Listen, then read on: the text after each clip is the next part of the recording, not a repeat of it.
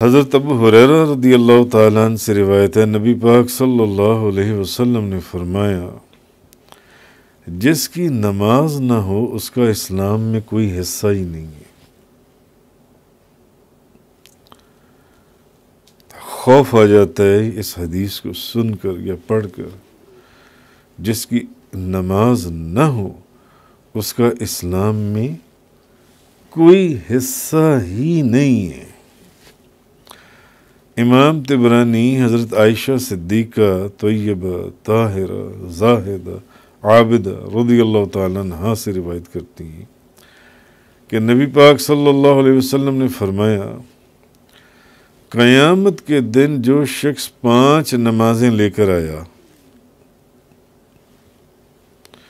جن کے وضو،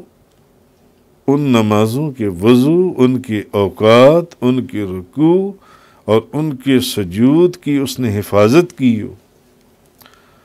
اس شخص کے ساتھ اللہ کا یہ وعدہ ہے کہ وہ اس کو عذاب نہیں دے گا۔ وہی بات ہے کہ اگر نماز درست ہو جائے، اس کے رکوع بھی درست ہوں، اس کے سجدے بھی درست ہوں، اس کا وضو بھی درست ہو اور پھر نماز بھی درست ہو، تو باقی سارے نبی پاک صلی اللہ علیہ وسلم کی زبان مبارک سے نکل گیا، باقی سارے عمل درست ہوں گے۔ باقی سارے عمل، روزہ درست، زکوٰۃ درست، خیرات درست، صدقات درست، عبادات درست، معاملات درست۔ اب معاملات کے اندر سینکڑوں چیزیں آ جاتی ہیں، اولاد کے حقوق،